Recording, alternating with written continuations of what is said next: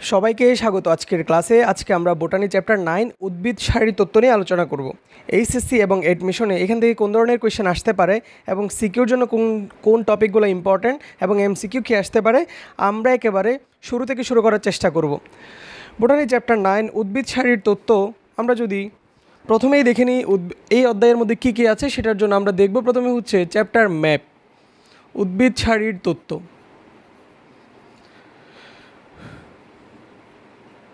এই উদ্ভিদ সারির তত্ত্ব এই অধ্যায়টা আমরা চারটা ভাগে বিভক্ত করতে পারি। এইখানে প্রথমে আলোচনা করব আমরা খনিজ লবণ পরিশোষণ নিয়ে, এইখানে আলোচনা করব আমরা প্রচ্ছেদন নিয়ে, এখানে আমরা আলোচনা করব সালোক সংশ্লেষণ এবং শ্বসন নিয়ে। তাহলে আমরা অধ্যায়ের মধ্যে কী কী দেখতে পাচ্ছি প্রথমে একটু খেয়াল করো। আমরা এখানে চারটা টপিক পাই, এগুলো তোমরা বিভিন্ন জায়গাতে বা এর আগের ক্লাসগুলোতে এক একটা অধ্যায় হিসেবে পড়ে আসছো। প্রথমে দেখো হচ্ছে খনিজ লবণ পরিশোষণ। এখানে আমাদের প্রথম টপিক হচ্ছে খনিজ লবণ পরিশোষণ। খনিজ লবণ পরিশোষণ। এরপরে এই চ্যাপ্টারে আমরা আলোচনা করব প্রচ্ছেদন নিয়ে। প্রচ্ছেদন নিয়ে আমরা আলোচনা করব এখানে সালোক সংশ্লেষণ নিয়ে, সংশ্লেষণ নিয়ে আমরা এখানে আলোচনা করব শ্বসন নিয়ে। তোমরা সবগুলো টপিক নিশ্চয়ই এখন জানো, খনিজ লবণ পরিশোষণ কী, প্রচ্ছেদন কী, সালোক সংশ্লেষণ কী এবং শ্বসন কী। সো এইখানে আমরা কী কী পড়বো দেখো। চ্যাপ্টারের নাম হচ্ছে প্ল্যান্ট ফিজিওলজি, উদ্ভিদ সারির তত্ত্ব।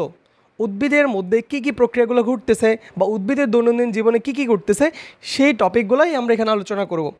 খনিজ লবণ পরিশোষণের মধ্যে আমরা কী কী জানবো। এই খনিজ লবণ পরিশোষণের মধ্যে আমরা প্রথমে খনিজ লবণ পরিশোষণ কী এইগুলো আমরা ভূমিকা বা সূচনা টপিকের মধ্যে কিছু এমসিকিউর কোয়েশ্চেন পড়ব, কী কী এগুলো কী আছে। তারপর হচ্ছে আমরা এখানে জানবো হচ্ছে আয়ন এক্সচেঞ্জ নিয়ে। আয়ন এক্সচেঞ্জ, আয়ন কীভাবে এক্সচেঞ্জ হয়, আয়ন কীভাবে স্থান পরিবর্তন করে, আমরা এখানে আয়ন এক্সচেঞ্জ নিয়ে জানবো। আমরা এখানে জানবো প্রক্রিয়া, খনিজ লবণ কোন কোন প্রক্রিয়ায় পরিশোষণ হতে পারে। প্রক্রিয়ার মধ্যে আমরা দেখব হচ্ছে সক্রিয় পরিশোষণ, আরেকটা দেখব হচ্ছে নিষ্ক্রিয় পরিশোষণ। এখানে আমরা মেনলি আয়ন এক্সচেঞ্জের মতবাদ নিয়ে আলোচনা করব। এখানে এরপর আমরা দেখব প্রভাবক সমূহ, এখানে কী কী প্রভাবক ভূমিকা রাখে, প্রভাবক সমূহ। তাহলে দেখো আমরা খনিজ লবণ পরিশোষণের মধ্যে কী কী নিয়ে আলোচনা করব। খনিজ লবণ পরিশোষণের মধ্যে খনিজ লবণ পরিশোষণটা আসলেই কী বা এর মধ্যে কী কী উপাদান আছে বা কী কী মৌল আছে সেগুলো আমরা এখানে পড়ব। আয়ন এক্সচেঞ্জটা কী বা আয়ন এক্সচেঞ্জের মতবাদ সমূহ কী কী রয়েছে সেটা নিয়ে আলোচনা করব। প্রক্রিয়া কী কী আছে সেটা নিয়ে জানবো এবং এখানে কী কী প্রভাবক সমূহ আছে সেটা নিয়ে আমরা এখানে আলোচনা করব। প্রচ্ছেদন, আমরা প্রচ্ছেদনের এখানে জানবো হচ্ছে প্রচ্ছেদনের মধ্যে এর প্রকারভেদ, কোন কোন প্রকারের প্রচ্ছেদন রয়েছে সেটা আমরা এখানে জানব। এখানে আমরা জানব প্রচ্ছেদনের মধ্যে কী কী প্রকারভেদ। জানার পর আমরা এখানে এদের যে মতবাদ, প্রচ্ছেদনের বিভিন্ন মতবাদ আমরা এখানে পড়ব। এরপর আমরা এখানে পড়ব হচ্ছে প্রভাবক। এরপর আমরা এখানে জানবো হচ্ছে প্রচ্ছেদনের গুরুত্ব। আমি এখানে ইম্পর্ট্যান্ট যে টপিকগুলো আমরা পড়বো সেগুলো লিখে রাখতেছি, এর বাইরেও অনেকগুলো টপিক নিয়ে আমরা আলোচনা করবো। আমরা মেন যে টপিকগুলো পাচ্ছি বা মেন যে টপিকগুলো আমাদের জানতে হবে সেগুলো লিখতেছি। প্রচ্ছেদনের প্রকারভেদ নিয়ে জানবো, প্রচ্ছেদনে কী কী মতবাদ রয়েছে সেটা নিয়ে জানবো, প্রভাবক কী কী ভূমিকা রাখে সেটা নিয়ে জানবো এবং প্রচ্ছেদনের গুরুত্বটা আসলে কই সেটা নিয়ে জানবো। এরপরে দেখো আমরা সালোক সংশ্লেষণের মধ্যে প্রথমেই পড়বো হচ্ছে রঞ্জক পদার্থ নিয়ে জানবো। এরপর এখানে আমরা জানবো হচ্ছে সালোক সংশ্লেষণের পর্যায়, সালোক সংশ্লেষণের কী কী পর্যায় রয়েছে আমরা এখানে জানবো সালোক সংশ্লেষণের পর্যায়ের পরে আমরা জানবো সালোক সংশ্লেষণের প্রভাবক। সবগুলোতে প্রভাবক গুরুত্ব পর্যায়গুলো আমরা জানবো, প্রভাবক এরপর আমরা জানবো গুরুত্ব।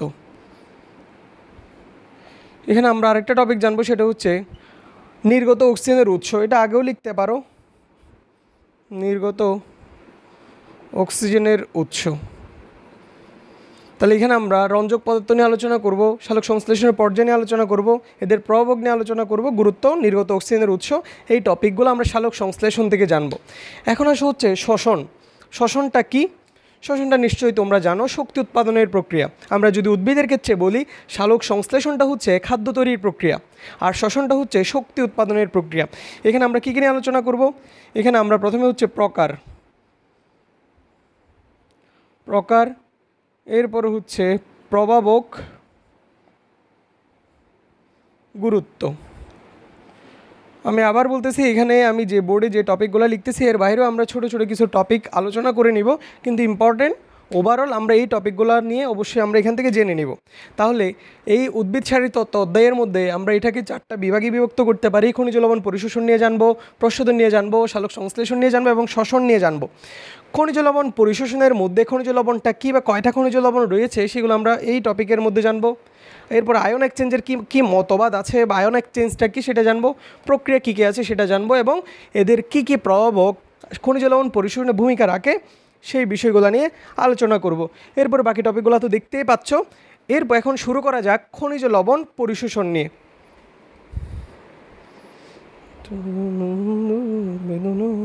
ওকে, খেয়াল করো, খনিজ লবণ পরিশোষণ আমরা এখন আলোচনা করব।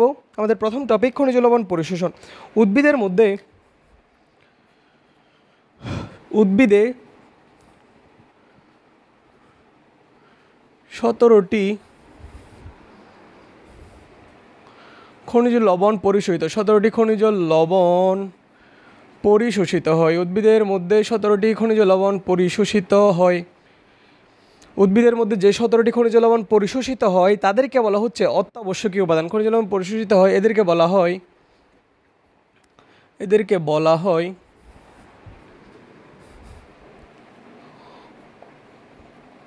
অত্যাবশ্যকীয় উপাদান। আচ্ছা, আমরা কোন অধ্যায় পড়তেছি একটু আমাকে বলো তো। আমরা পড়তেছি হচ্ছে উদ্ভিদ শারীর তত্ত্ব, প্ল্যান্ট ফিজিওলজি। প্রথমে আমাদের ফাদার অফ প্ল্যান্ট ফিজিওলজি এটা একটু আমাদের জানতে হবে। সেটা হচ্ছে এখানে লিখতেছি স্টিফেন হেলস।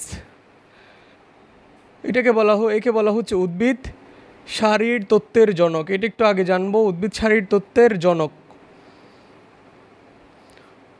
উদ্ভিদ শারীর তত্ত্বের জনক বলা হয় স্টিফেন হেলসকে।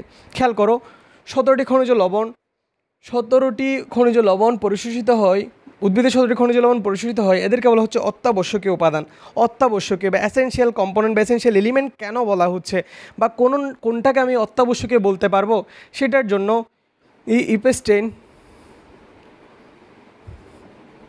ইপেস্টেন শর্ত দেন দুইটি শর্ত দেন। কাদেরকে অত্যাবশ্যকীয় হওয়ার জন্য দুইটা শর্ত দেন। অত্যাবশ্যকীয় হওয়ার জন্য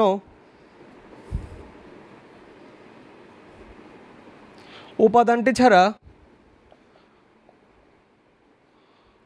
উদ্ভিদের স্বাভাবিক জীবন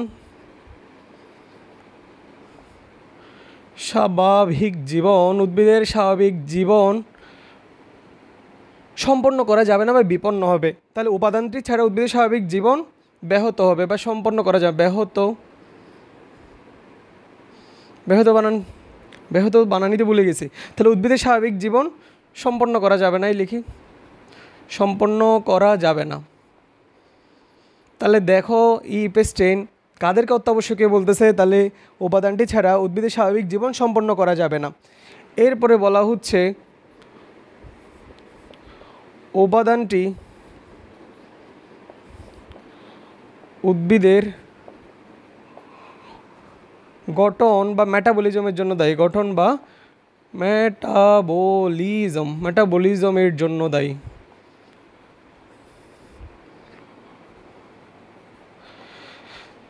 তাহলে আমরা প্রথমে জানলাম উদ্ভিদে 17টি উপাদান। উদ্ভিদের মধ্যে 17টা উপাদান পরিশোষিত হচ্ছে, সেই উপাদানগুলোকে অত্যাবশ্যকীয় উপাদান বলা হচ্ছে। সেই উপাদানগুলোকে কখন অত্যাবশ্যকীয় বলতে পারবো? দুইটা কাজ তাদের মধ্যে দ্বারা হতে হবে।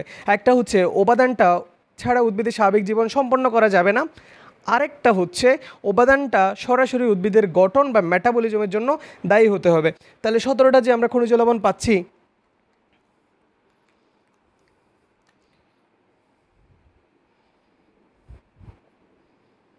বা আমি এখানে লিখি অত্যাবশ্যকীয় উপাদান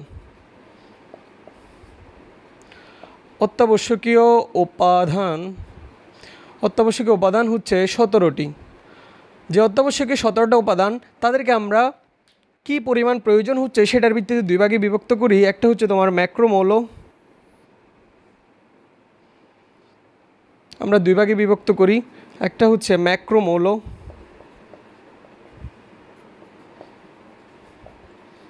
আরেকটা হচ্ছে মাইক্রোমৌল।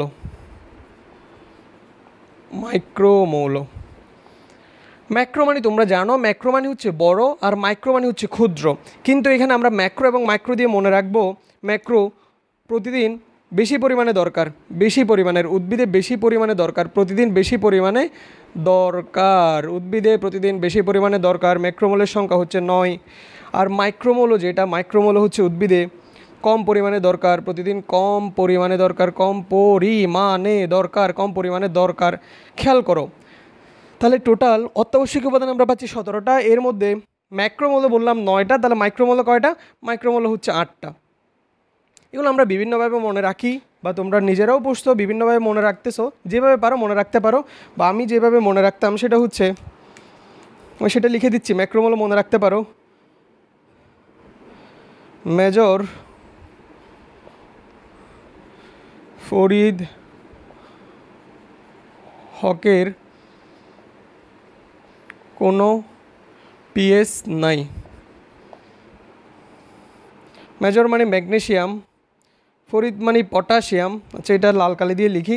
মেজর ফরিদ হকের কোনো পিএস নাই দিয়ে আমরা ম্যাক্রোমোল সম মনে রাখবো। তাহলে মেজর দিয়ে হচ্ছে ম্যাগনেশিয়াম, ফরিদ দিয়ে হচ্ছে পটাশিয়াম, হক দিয়ে HOC হাইড্রোজেন, অক্সিজেন, কার্বন, কোনো দিয়ে হচ্ছে ক্যালসিয়াম, ফসফরাস, সালফার, নাই দিয়ে নাইট্রোজেন।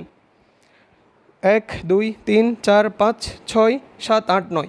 দেখো তাহলে আমরা কি লিখলাম? মেজর ফরিদ হকের কোনো পিএস নাই দিয়ে আমরা ম্যাক্রোমোলগুলো মনে রাখতে পারি। দেখো ভাইয়া ম্যাক্রোমোল কাদেরকে বললাম? উদ্ভিদের যে উপাদানগুলো বেশি পরিমাণে দরকার, দৈনন্দিন যেগুলো বেশি পরিমাণে দরকার তাদেরকে বলতেছে ম্যাক্রোমোল। কিন্তু আমরা ম্যাক্রো মানে জানি হচ্ছে বড় আর মাইক্রো মানে হচ্ছে ক্ষুদ্র। এখন আসে হচ্ছে মাইক্রোমোল। পরীক্ষা টাইম সিকিউর জন্য দরকার নিচের কোনটি ম্যাক্রোমোল নয়, কয়টি ম্যাক্রোমোল রয়েছে, এইভাবে কোয়েশ্চেন হতে পারে। মাইক্রোমোল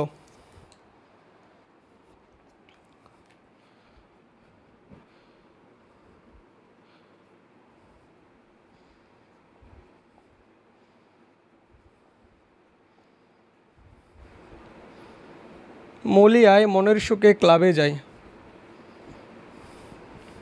তোমরা মলি না লিখে যা ইচ্ছে তাই লিখো, আমি মলি লিখলাম। মলি আয় মনের সুখে ক্লাবে যাই।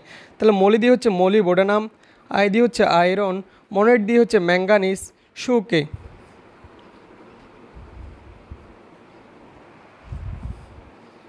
সোডিয়াম, কপার,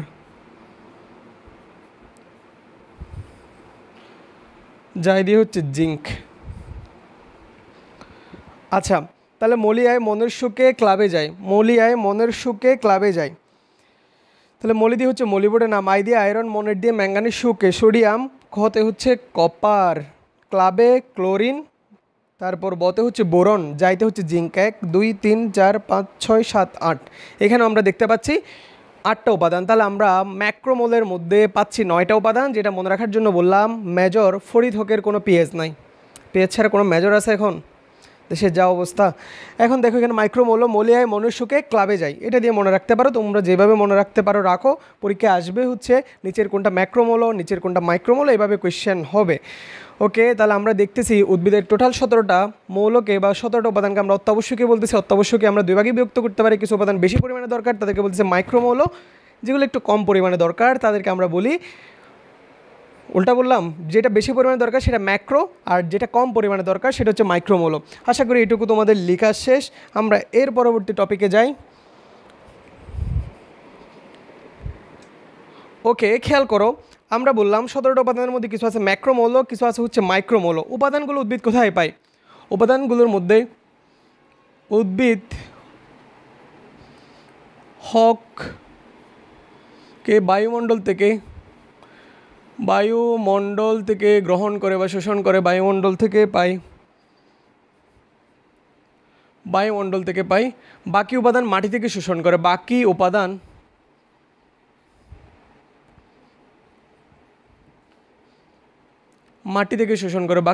মাটি থেকে শোষণ করে। তাহলে দেখো যে 17টা খনিজ উপাদান, খনিজ লবণ বললাম বা 17টা অত্যাবশ্যক উপাদান বললাম, এর মধ্যে হক সে থেকে পায়? বায়ুমণ্ডল থেকে। তাহলে হক দিয়ে কি? হাইড্রোজেন, অক্সিজেন, কার্বন, এই 3টি উপাদানকে সে বায়ুমণ্ডল থেকে পায়। বাকি যে উপাদান রয়েছে, যে 14টি উপাদান, সেটা মাটি থেকে শোষণ করে। আচ্ছা মাটি থেকে খনিজ লবণ মাটিতে কী হিসেবে শোষিত হয়? খনিজ লবণ মাটি থেকে শোষিত হয় কিভাবে? শোষিত হয় কি হিসাবে? আয়ন হিসেবে। আয়ন হিসেবে খনিজ লবণ সহ মাটি থেকে শোষিত হয় হচ্ছে আয়ন হিসেবে। এখন দেখো আয়ন শোষণের জন্য কারা বেশি উপযোগী? মূলরুমে কোষ বিভাজনের ফলে মূলরুমের মধ্যে কোষ বিভাজনের ফলে সৃষ্ট নবগঠিত অঞ্চল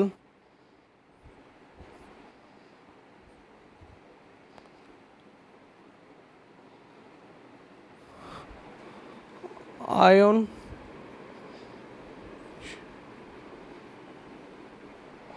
জন্য অধিক উপযোগী।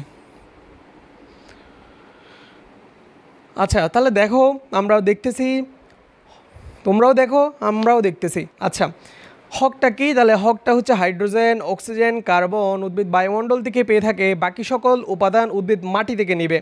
মাটি থেকে আয়নগুলা মাটি থেকে খনিজ লবণগুলো কীভাবে আসে? আয়ন হিসেবে আসে। কারা বেশি আয়ন পরিশোষণের জন্য দায়ী? মূলরুমের কোষ বিভাজনের ফলে যখন কোষ বিভাজিত হচ্ছে, নতুন নতুন যে কোষগুলো সৃষ্টি হচ্ছে বা মূলরুমে কোষ বিভাজনের ফলে সৃষ্ট নতুন যে অঞ্চলটা সেটা আয়ন পরিশোষণের জন্য অধিক দায়ী বা অধিক উপযোগী। এখন দেখো উদ্ভিদ কিছু উপাদানকে দ্রুত গতিতে শোষণ করে। উদ্ভিদ দ্রুত গতিতে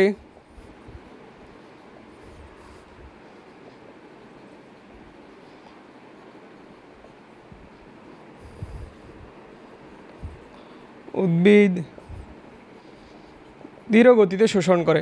উদ্ভিদ দুইটা আয়নকে খুব দ্রুত গতিতে শোষণ করতে পারে, আর দুইটা আয়নকে উদ্ভিদ খুব স্লোলি শোষণ করে। দ্রুত গতিতে শোষণ করতে পারে কেন? আর স্লোলি শোষণ করে হচ্ছে কেঁচো। কেন কেঁচো মানে কি? আচ্ছা তাহলে দুটো উপাদানকে বললাম খুবই দ্রুত গতিতে খুবই স্পিডে শোষণ করতে পারবে, খুবই স্পিডে অ্যাবজর্ব করতে পারবে, আর কিছু উপাদানকে উদ্ভিদ খুব স্লোলি অ্যাবজর্ব করে। দেখো তাহলে কেন দিয়ে মনে রাখবা? পটাশিয়াম, ন দিয়ে হচ্ছে নাইট্রেট NO3। কেঁচো দিয়ে কি মনে রাখবা? এটা দিয়ে মনে রাখবা একটা হচ্ছে ক্যালসিয়াম 2+ SO4 2-। তাহলে দেখো কেঁচো দিয়ে, কেঁচো কীভাবে যায়? স্লোলি যায় না? কেঁচো তো দেখছো নিশ্চয়ই, প্রাকৃতিক লাঙল বলা হয় নাকি আগে বলা হতো যায় না। কেঁচো খুবই স্লোলি যায়, তাহলে ক্যালসিয়াম এবং সালফেট খুবই স্লোলি পরিশোষিত হয়। আর কিছু উপাদান আমরা দেখতে পাচ্ছি পটাশিয়াম এবং নাইট্রেট খুবই দ্রুত গতিতে পরিশোষিত হয়। এতটুকু আশা করি তোমাদের লেখা শেষ। আমরা কিছু এবার উদ্ভিদের উপকারী মৌল নিয়ে জানব।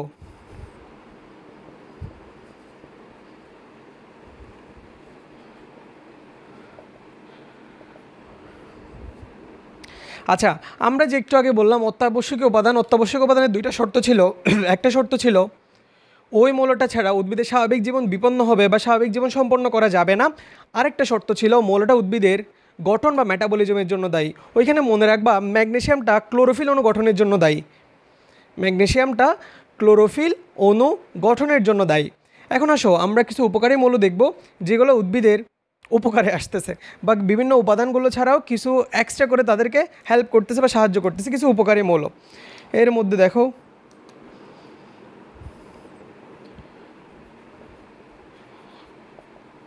ঘাসের জন্য,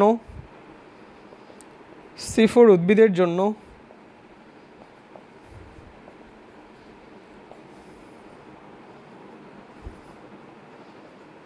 নাইট্রোজেন ফিক্সিং,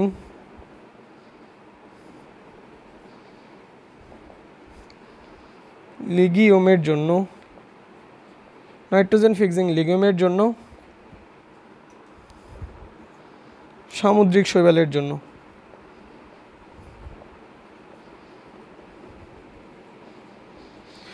ওকে, MCQর জন্য ইম্পর্টেন্ট। আমরা আজকের যে ক্লাসটা এখানে রেকর্ড করতেছি এটা MCQর জন্য বেশি ইম্পর্টেন্ট। এগুলো সবগুলো বোর্ডে আসা কোয়েশ্চেন, অ্যাডমিশনও আসছে। তোমরা টেস্ট পেপার বা কোয়েশ্চেন ব্যাংক সলভ করলে গেলেই দেখবা। ঘাসের জন্য ঘাসের জন্য উপকারী মৌল হচ্ছে সিলিকন, ঘাসের জন্য উপকারী মৌল হচ্ছে সিলিকন। সিফুর উদ্ভিদের জন্য হচ্ছে সোডিয়াম। সিফুরের জন্য কি বললাম? সোডিয়াম। সিফুরের জন্য হচ্ছে সোডিয়াম। নাইট্রোজেন ফিক্সিং লিগিউমের জন্য হচ্ছে কোবাল্ট। নাইট্রোজেন ফিক্সিং লিগিউমের জন্য হচ্ছে কোবাল্ট। এখন খেয়াল করো সমুদ্রে কী পাওয়া যায়? সমুদ্রে পাওয়া যায় লবণ পাওয়া যায়। তাহলে সামুদ্রিক লবণে কি থাকে? আয়োডিন। তাহলে সামুদ্রিক শৈবালের জন্য হচ্ছে আয়োডিন মানে ড আছে, জানি না। আচ্ছা, তাহলে দেখো উপকারী মৌলের মধ্যে বললাম ঘাসের জন্য কোনটা দরকার? সিলিকন। সিফুর উদ্ভিদের জন্য সোডিয়াম। নাইট্রোজেন ফিক্সিং লিগিউমের জন্য হচ্ছে কোবাল্ট এবং সামুদ্রিক শৈবালের জন্য হচ্ছে আয়োডিন। সামুদ্রিক শৈবালের জন্য আয়োডিন। তাহলে আমরা উপকারী মৌল নিয়ে জানলাম। এখন আমরা দেখব হচ্ছে আয়ন এক্সচেঞ্জের কিছু মতবাদ আছে। আয়ন এক্সচেঞ্জের মতবাদের মধ্যে একটা হচ্ছে কার্বন ডাইঅক্সাইড মতবাদ, আর একটা হচ্ছে কন্ট্যাক্ট এক্সচেঞ্জ মতবাদ। একটা হচ্ছে কার্বন ডাইঅক্সাইড মতবাদ, আর একটা হচ্ছে কন্ট্যাক্ট এক্সচেঞ্জ মতবাদ। ওকে, খেয়াল করো আয়ন এক্সচেঞ্জের দুইটা মতবাদ আছে। একটা হচ্ছে কার্বন ডাইঅক্সাইড মতবাদ, আর একটা হচ্ছে কন্ট্যাক্ট এক্সচেঞ্জ মতবাদ। আয়ন কি? আমরা বলতেছি উদ্ভিদের বিভিন্ন মৌলসমূহ মাটি থেকে আয়ন হিসেবে পরিশোষিত হচ্ছে। উদ্ভিদ মূলরুমের মাধ্যমে মাটি থেকে উপাদানসমূহকে তারা যৌগ হিসেবেও শোষিত করতে পারে না, পরমাণু হিসেবে তো পারতেছে না, তাহলে আয়ন হিসেবে পরিশোষণ করে। আমরা একটু আগে দেখছিলাম কারা বেশি পরিশোষণ করতে পারে? মূলরুমে কোষ বিভাজনের ফলে সৃষ্ট নবগঠিত অঞ্চলটাই হচ্ছে এই অধিক খনিজ লবণ পরিশোষণের জন্য দায়ী। এই যে আয়ন এক্সচেঞ্জ মতবাদ তোমরা দেখতে পাচ্ছ, এর মধ্যে একটা মতবাদ হচ্ছে কার্বন ডাই অক্সাইড মতবাদ। আমরা প্রথমে এটা নিয়ে একটু জেনে নিই। কার্বন ডাই অক্সাইড মতবাদ, আমরা প্রথমে একটা গাছের চিত্র যদি দেখার চেষ্টা করাই তোমাদের। বাহ, কি সুন্দর চিত্র এঁকে ফেললাম, দেখো সবাই একটু লিখো, ওয়াও কি সুন্দর চিত্র, দেখো চিত্র গাছ। আচ্ছা, গাছের মধ্যে কি থাকবে? গাছের মধ্যে মূল থাকবে। আমরা যদি তোমাদেরকে এই অংশটা যদি দেখাই, এই অংশটা একটু জুম করে আমি এখানে দেখাচ্ছি। এটা কি একটা মূল, উদ্ভিদের মূল। বা মূল কি একটা? মূল হচ্ছে একটা অঙ্গ। তুমি আমাকে বলো তো মূল কি? মূল হচ্ছে একটা অঙ্গ। বা অঙ্গ কী নিয়ে গঠিত হয়? তুমি বলবো ভাই অঙ্গ টিস্যু নিয়ে গঠিত হয়। তাহলে এর মধ্যে টিস্যু থাকবে। টিস্যু কী নিয়ে গঠিত হয়? টিস্যু কোষ নিয়ে গঠিত হয়। এটুকু তো সবাই আমার সাথে একমত। তাহলে উদ্ভিদের মূলটা হচ্ছে একটা অঙ্গ টিস্যু নিয়ে গঠিত হয়, টিস্যু কোষ নিয়ে গঠিত হচ্ছে। একাধিক কোষ নিয়ে টিস্যু থেকে অঙ্গ থেকে তন্ত্র, এগুলো আমরা জানি। কোষ যেহেতু একটা কোষ, আমরা জানি কোষের মধ্যে প্রতিনিয়ত খাদ্যবস্তু জারিত হচ্ছে। এখানে খাদ্যবস্তু হিসেবে আছে গ্লুকোজ C6H12O6 প্লাস, জারিত মানে অক্সিজেনের সাথে বিক্রিয়া করতেছে। বিক্রিয়া করে আমরা জানি এটা হচ্ছে সবাত শোষণের বিক্রিয়া। এখানে কি উৎপন্ন হয়? কার্বন ডাইঅক্সাইড উৎপন্ন হবে, পানি উৎপন্ন হবে, প্লাস এটিপি বা শক্তি উৎপন্ন হয়। এটা তোমরা নিশ্চয়ই আমার সাথে একমত। কার্বন ডাইঅক্সাইড, পানি এবং হচ্ছে শক্তি উৎপন্ন হয়। আমাদের এখানে আমরা দেখতেছি কার্বন ডাইঅক্সাইড পাচ্ছি। তাহলে উদ্ভিদের এই জায়গার মধ্যে কি আছে ভাইয়া? এই জায়গার মধ্যে কার্বন ডাইঅক্সাইড আছে। তাহলে এটা মোলের মধ্যে সংগঠিত বিক্রিয়া, এখানে কার্বন ডাইঅক্সাইড পাবো। দেখো কার্বন ডাইঅক্সাইড আমরা মোলের মধ্যে পাচ্ছি। উদ্ভিদ মাটি থেকে এখানে যে মাটির কণার ফাঁকে ফাঁকে যে কৈশিক পানিগুলো থাকে, উদ্ভিদ মাটি থেকে সে পানিটাকে শোষণ করবে। এই যে কার্বন ডাইঅক্সাইড মূলের মধ্যে আছে, আমি এই বিক্রিয়াটা এখানে দেখাচ্ছি। কার্বন ডাইঅক্সাইড আছে, উদ্ভিদ মাটি থেকে পানি শোষণ করবে। তাহলে পানি এবং কার্বন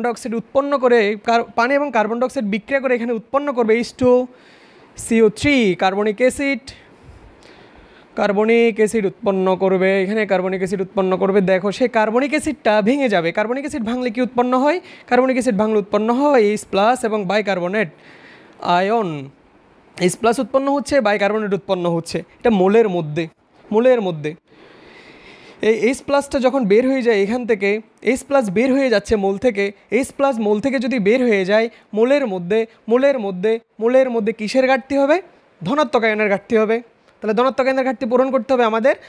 তখন মাটি থেকে বা মাটির কণার ফাঁকে যে কৈশিক পানিগুলো থাকে বা মাটির কণার ফাঁকে ফাঁকে যে আয়নগুলো থাকে, সেখান থেকে পটাশিয়াম সেখানে প্রবেশ করবে। পটাশিয়াম মানে K+, সেখানে যাচ্ছে।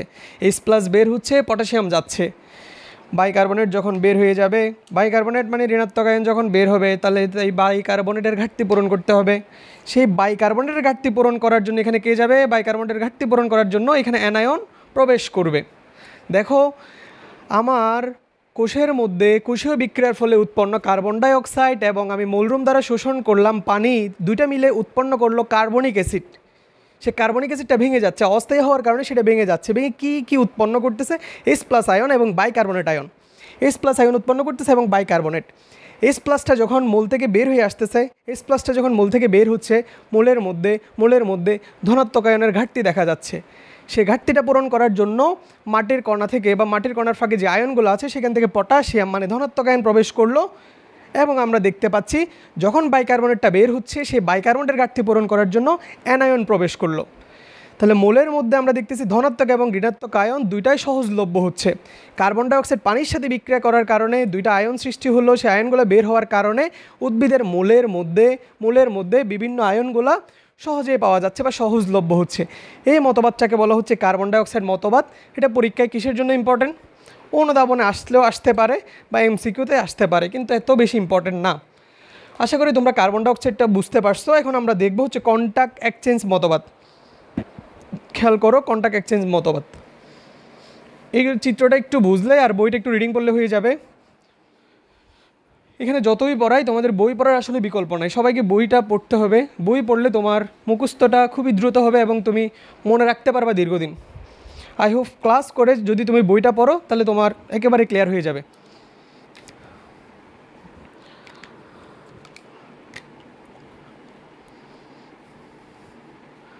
কন্টাক্ট এক্সচেঞ্জ মতবাদ।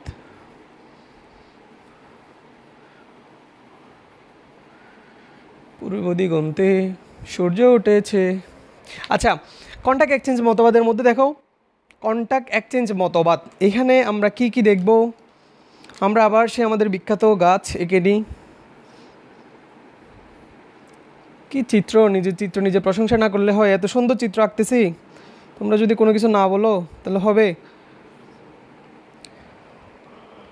ওকে, সেই বিখ্যাত মৌল আমাদের, আর মৌলের বাইরে কি আছে? পানি। তাহলে এটা হচ্ছে মৌল। রক্ত লাল জোয়ার এসেছে। দেখো এখানের মধ্যে জোয়ার আসবে এখানে না? জোয়ার আসার মতো পানি এখানে নাই, জোয়ার আসবেই ইনশাল্লাহ। আচ্ছা এখানে দেখো, তাহলে মোলের চারপাশে কি আছে? মাটির কণা। মাটির কণার ফাঁকে এখানে পানি আছে এবং এখানে বিভিন্ন আয়ন আছে। এখানে আমরা দেখতেছি কন্টাক্ট এক্সচেঞ্জ মতবাদ। তাহলে এটা হচ্ছে মৌল, এটা হচ্ছে মৌল এবং এখানে মাটিস্থ কণা, বাইরেগুলো হচ্ছে মাটিস্থ কণা।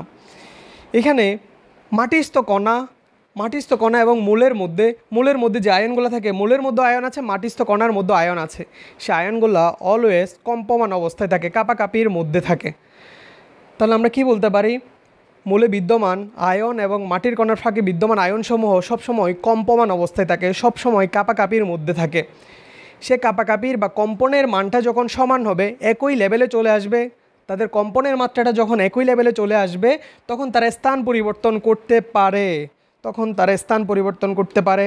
এখানে মনে করা হচ্ছে আমার মূলের মধ্যে আছে হচ্ছে ধনাত্মক আয়ন হিসেবে আমি এখানে পটাশিয়ামকে নিচ্ছি, পটাশিয়াম, এবং ঋণাত্মক আয়ন হিসেবে আমি অ্যানায়নকে মাইনাস দিয়ে বোঝাচ্ছি অ্যানায়ন।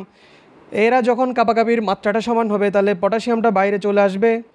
পটাশিয়াম যখন বাইরে চলে আসবে মাটির কণা থেকে এখানে প্রবেশ করবে আরও একটা ধনাত্মক আয়ন। তাহলে এখানে ধনাত্মক আয়ন বা আমি কে দিয়ে প্রকাশ করতেছি, পটাশিয়াম প্রবেশ করবে। যখন অ্যানায়ন চলে আসবে তাহলে মাটির কণার মধ্যে দেখো, মাটির কণা ভিতর থেকে মূল থেকে যখন অ্যানায়ন চলে আসবে সেই অ্যানায়নের ঘাটতি পূরণ করার জন্য এখানে কে যাবে? অ্যানায়ন যাবে। এটা কেন যাচ্ছে বললাম, কম্পনের মাত্রাটা যদি সমান হয় তাহলে আমরা যে কথাটা বললাম সেটা যদি আমি এখানে লিখি তাহলে উদ্ভিদের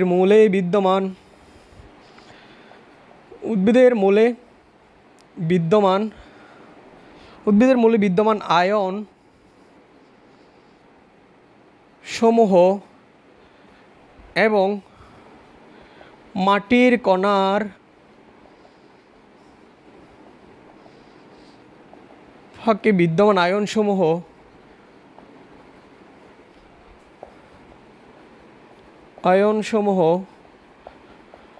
উদ্ভিদের মূলে বিদ্যমান এবং মাটির কণার ফাঁকে বিদ্যমান আয়নসমূহ সবসময় কম্পমান অবস্থায় থাকে, সবসময় কম্পমান অবস্থায় থাকে,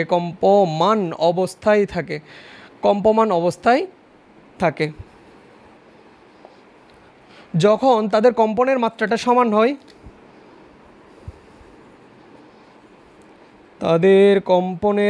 যখন তাদের কম্পনের মাত্রা সমান হয় তখন তারা স্থান পরিবর্তন করতে পারে, তখন তারা স্থান পরিবর্তন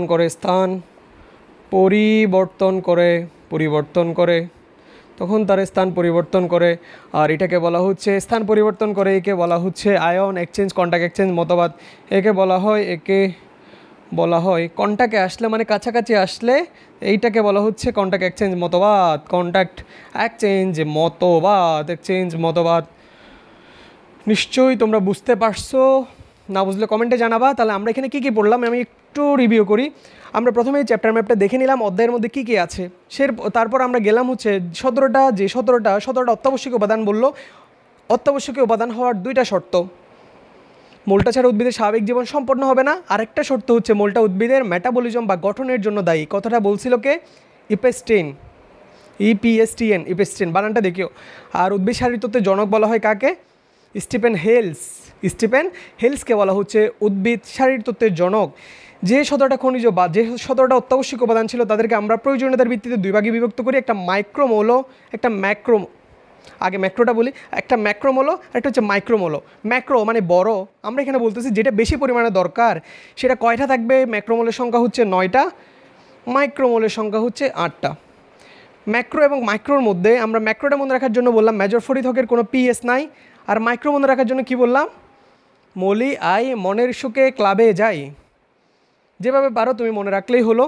এরপর আমরা বললাম এই 17টা উপাদানের মধ্যে উদ্ভিদ ম্যাক্সিমাম উপাদানকে মাটি থেকে শোষণ করে, বাকি 3টা উপাদান উদ্ভিদ বায়ুমণ্ডলে পায় কী? হাইড্রোজেন, HOC, হাইড্রোজেন, অক্সিজেন, আরেকটা হচ্ছে কার্বন। এরপরে আমরা এখান থেকে বললাম উদ্ভিদ মাটি থেকে উপাদানসমূহকে আয়ন হিসেবে পরিশোষণ করে। কারা আয়ন পরিশোষণের জন্য অধিক দায়ী? মূলরুমের কোষ বিভাজনের ফলে সৃষ্ট নবগঠিত অঞ্চলগুলোই হচ্ছে আয়ন পরিশোষণের জন্য দায়ী। এরপর এখান থেকে আমরা পড়লাম কি? এটা পড়ার পর আমরা গেলাম হচ্ছে উদ্ভিদ কিছু উপাদানকে খুব দ্রুত গতিতে শোষণ করতে পারে, কিছু উপাদানকে খুবই স্লোলি শোষণ করে। দ্রুত গতিতে কারা? কেন? পটাশিয়াম নাইট্রেট খুবই দ্রুত গতিতে আয়নগুলোকে পরিশোষণ করতে পারে। এরপর আমরা বললাম ক্যালসিয়াম এবং সালফেট, কেঁচু যেটাই বলো, কেঁচু খুবই স্লোলি যায়। তাহলে মনে রাখতে পারে ক্যালসিয়াম আর একটা হচ্ছে সালফেটকে খুবই স্লোলি পরিশোষণ করে। এরপর আমরা কিছু উপকারী মৌল পড়লাম। সিলিকনটা গাছের জন্য প্রয়োজন, নাইট্রোজেন ফিক্সিং লিগিউমের জন্য প্রয়োজন কোবাল্ট, C4 উদ্ভিদের জন্য হচ্ছে সোডিয়াম এবং সামুদ্রিক শৈবালের জন্য প্রয়োজন আয়োডিন। এরপরে আমরা আয়ন এক্সচেঞ্জের 2টা মতবাদ পড়লাম, কার্বন ডাইঅক্সাইড মতবাদ আর একটা হচ্ছে কন্ট্যাক্ট এক্সচেঞ্জ মতবাদ। আশা করি তোমরা বুঝতে পারছো। আমরা ইনশাল্লাহ এর পরবর্তী টপিকগুলো সিরিয়াল অনুযায়ী নিতে থাকবো। তোমরা জানাও ক্লাসটা সব কিছু বুঝতে পারছো কিনা, বা কোনো কোয়েশ্চেন যদি থাকে সেটা কমেন্টে জানাও। ওকে, আসসালামু আলাইকুম।